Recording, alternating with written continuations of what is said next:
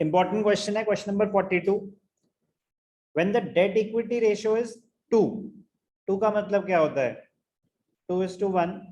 State giving reason whether the following will increase the ratio, decrease the ratio or will have no change on the ratio. अब हमें value lakhs में दे रखी है, तो क्या assumption ले लेते हैं? Let us assume debt is 20 lakhs, equity is 10 lakhs. अगर 2:1 है तो assumption ले सकते हैं हम ये, इसमें किसी को कोई doubt? No sir.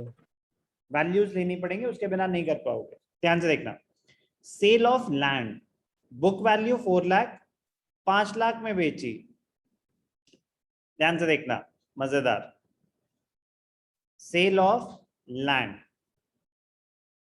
Book value थी 4 लाख, आपने 5 लाख में बेची, प्रॉफिट पे बेची। ओके, अब क्या हुआ, इंपैक्ट समझते हैं।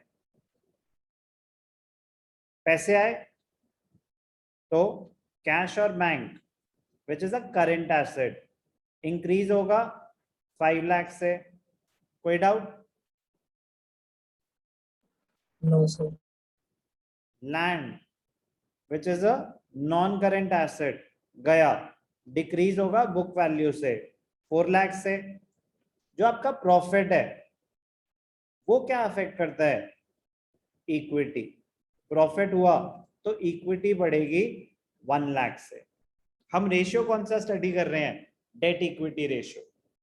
तो क्या करंट एसेट्स का बढ़ना डेट इक्विटी रेशियो को अफेक्ट करेगा? नो। क्या लैंड नॉन करंट एसेट्स का कम होना डेट इक्विटी रेशियो को अफेक्ट करेगा?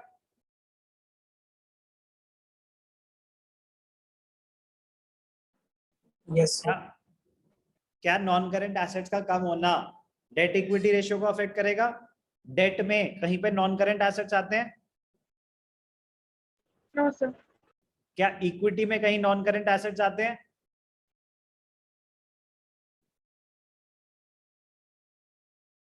बोलो। Equity is share capital plus reserves and surplus. तो क्या नॉन करंट एसेट्स का कम होना डेट या इक्विटी को अफेक्ट करेगा हेमंत?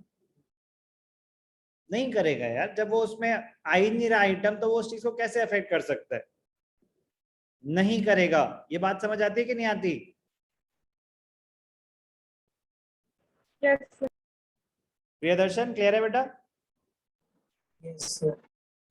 इक्विटी और डेट अफेक्ट हो रहा है तो ही उसको अफेक्ट करेगा ना। तो इक्विटी बढ़ रही है तो अब क्या होगा, यहाँ पे इक्विटी बढ़ गई, आपका डिनोमिनेटर बढ़ गया, तो ratio will be less than 2:1। तो ध्यान से देखना, डेट इक्विटी रेशियो अब क्या हो जाएगा?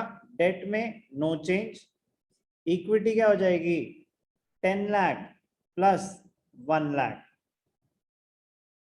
20 lakhs plus 11 lakhs, which will be less than 2. Therefore, the ratio will decrease.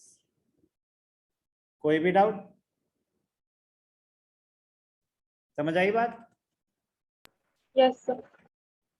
चलो नेक्स्ट पार्ट करते हैं सेम क्वेश्चन का। Issue of equity shares for purchase of plant and machinery. अब मैं थोड़ा स्पीड में चलूंगा यार।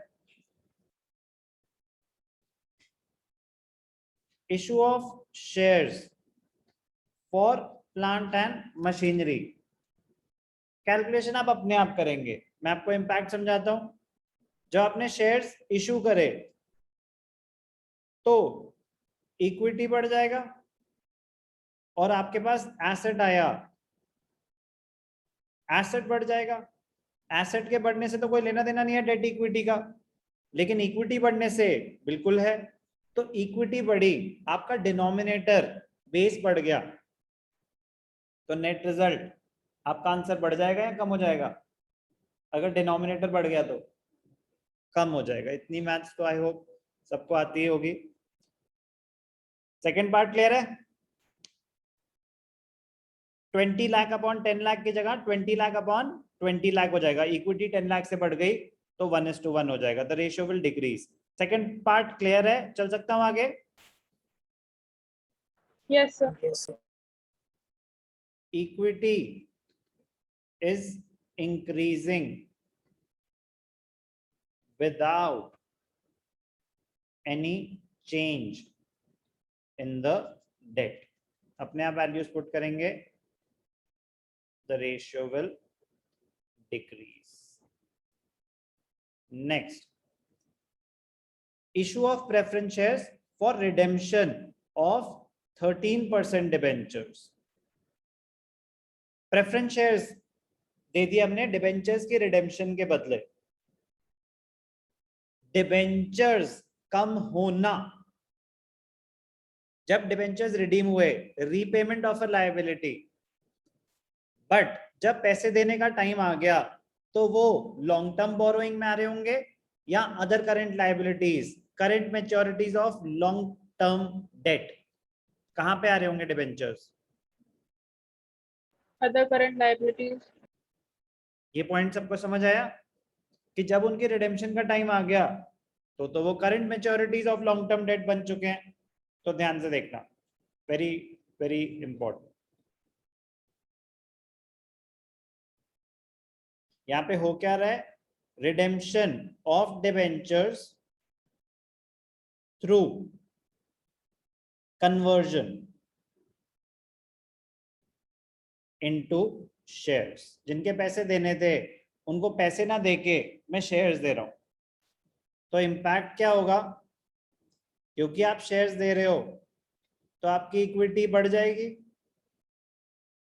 एंट्री क्या होगी? Debentures account debited to share capital. अगर प्रेफरेंस शेयर है तो preference share capital. Equity shares दो या प्रेफरेंस शेयर्स दो, आपकी शेयर कैपिटल बढ़ जाएगी, इक्विटी बढ़ जाएगी।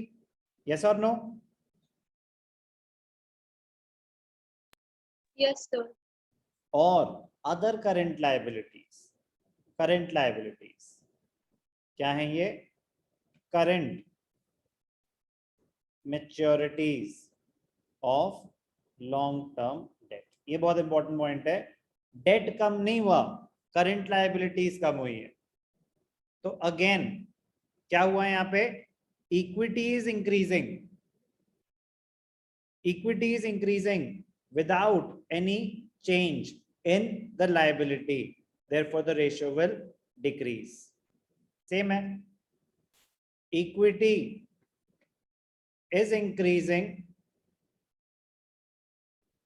without any change in debt.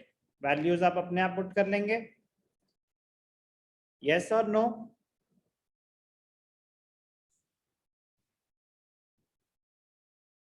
करके दिखाऊं या समझ आ गया?